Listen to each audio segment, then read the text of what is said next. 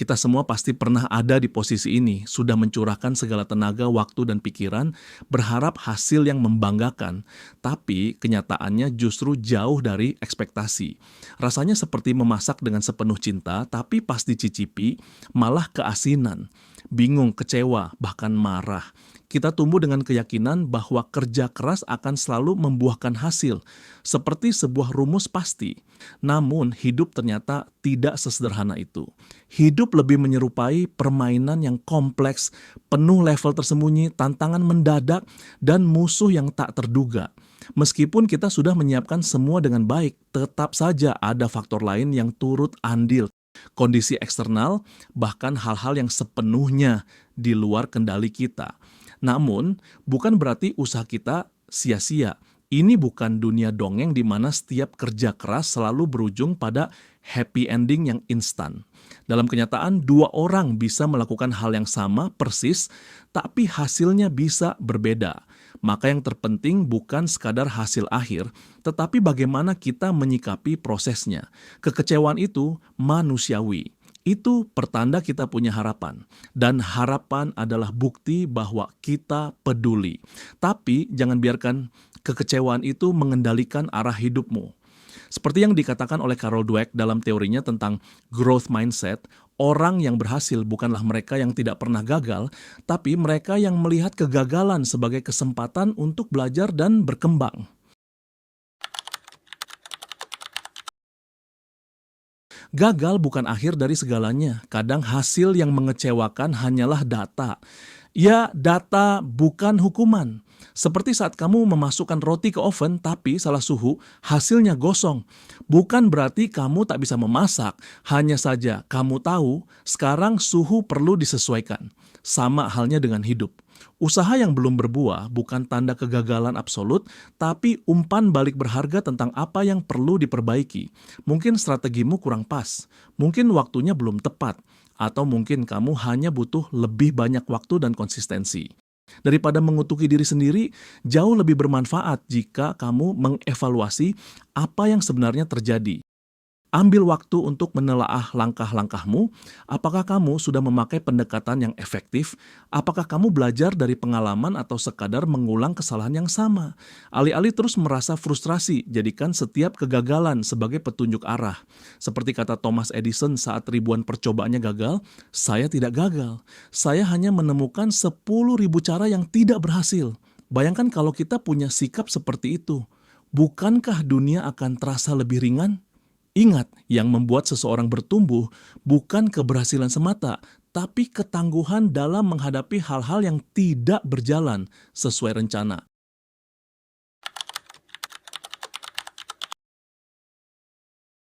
Salah satu penyebab terbesar kekecewaan adalah ekspektasi yang tidak realistis. Seringkali kita terlalu terobsesi untuk mencapai sesuatu yang wah dalam waktu yang terlalu singkat. Misalnya, baru mulai bisnis 1 bulan tapi berharap langsung omzet ratusan juta. Bukan tidak mungkin, tapi jika belum tercapai, bukan berarti kamu gagal. Mungkin kamu hanya perlu memecah target besar itu jadi langkah-langkah yang lebih kecil dan bisa dikelola. Bayangkan kamu disuruh makan 1 loyang pizza sekaligus. Mustahil, bukan? Tapi kalau kamu makan 1 potong demi 1 potong, lama-lama habis juga. Begitu pula dengan target. Pecahlah jadi tahapan kecil. Fokuslah pada progres bukan kesempurnaan. Terkadang bukan kamu yang gagal, tapi targetnya yang perlu disesuaikan. Dalam perencanaan karier atau bisnis, dikenal konsep tujuan SMART.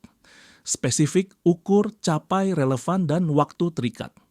Coba cek ulang targetmu apakah sudah sesuai prinsip ini. Misalnya, daripada menetapkan harus viral dalam sebulan, lebih baik tetapkan target yang bisa kamu kontrol. Posting konten setiap hari selama 30 hari. Target seperti ini bukan hanya lebih realistis, tapi juga membuat kamu merasa lebih produktif dan termotivasi. Progres kecil adalah bahan bakar motivasi.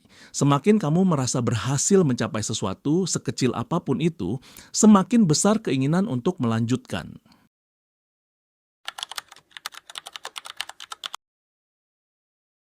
Jangan abaikan diri sendiri. Saat gagal, kita cenderung menyalahkan hal di luar diri. pasar yang lesu, algoritma yang tidak adil, pesaing yang terlalu kuat. Tapi apakah kamu juga sudah cukup jujur melihat ke dalam diri? Hambatan dalam hidup bukan hanya datang dari luar, tapi juga bisa dari dalam. Kurang disiplin, terlalu sering menunda, takut mengambil risiko, atau bahkan tidak cukup percaya diri untuk melangkah lebih jauh. Kadang yang menghambat kita bukan keadaan, tapi pikiran kita sendiri. Ada istilah dalam psikologi yang disebut self-sabotage, tindakan atau pikiran yang secara tidak sadar menghambat kesuksesan kita sendiri. Jadi penting sekali untuk rutin mengevaluasi bukan hanya tindakan kita, tapi juga pola pikir kita. Apakah kamu sering menunda karena takut hasilnya tidak sempurna? Apakah kamu menghindari tantangan karena takut gagal? Atau apakah kamu terlalu keras pada diri sendiri sampai lupa caranya menghargai proses? Cobalah lebih lembut pada diri sendiri sambil tetap jujur terhadap kekurangan. Dengan begitu, kamu bisa membuat perubahan yang lebih bermakna. Seperti yang dikatakan Brené Brown, kita tidak bisa berlatih kasih sayang dengan orang lain jika kita tidak bisa mengasihi diri sendiri dengan baik. Berhenti sebentar bukan berarti menyerah. Itu berarti kamu cukup peduli untuk menjaga dirimu sendiri, menikmati perjalanan, bukan sekadar mengejar garis finish. Pernah merasa hidup ini seperti kejaran tanpa henti, begitu satu target tercapai, langsung pindah ke target berikutnya. Seolah-olah hidup hanya tentang menandai daftar pencapaian. Padahal jika terus-menerus mengejar tanpa menikmati proses, kita akan kehilangan makna perjalanan itu sendiri. Bayangkan naik gunung hanya fokus ke puncak tanpa sempat berhenti menikmati pemandangan, menghirup udara segar atau ngobrol dengan teman seperjalanan. Apa gunanya sampai puncak kalau sepanjang perjalanan kita merasa hampa?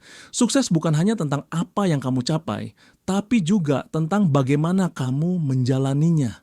Nikmati hal-hal kecil. Momen kamu tertawa saat brainstorming ide, rasa bangga saat menyelesaikan tugas berat, atau ketenangan saat kamu duduk sendirian dan menyadari bahwa kamu sudah sejauh ini.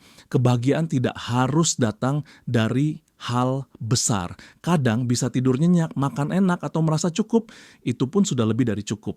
Dalam budaya Jepang, ada konsep bernama Ikigai, alasan untuk bangun di pagi hari. Ikigai bukan tentang ambisi besar, tapi tentang keseimbangan antara apa yang kamu cintai, kuasai, butuhkan, dan bisa kamu hasilkan. Mungkin sudah saatnya kamu mulai mencari ikigaimu dan berhenti sejenak dari lomba mengejar validasi. Penutup. Tetap bergerak, tapi jangan lupa bernafas. Kalau kamu merasa lelah, kecewa, atau bingung, itu wajar. Kamu manusia, bukan mesin. Kadang yang kamu butuhkan bukan kerja lebih keras, tapi jeda.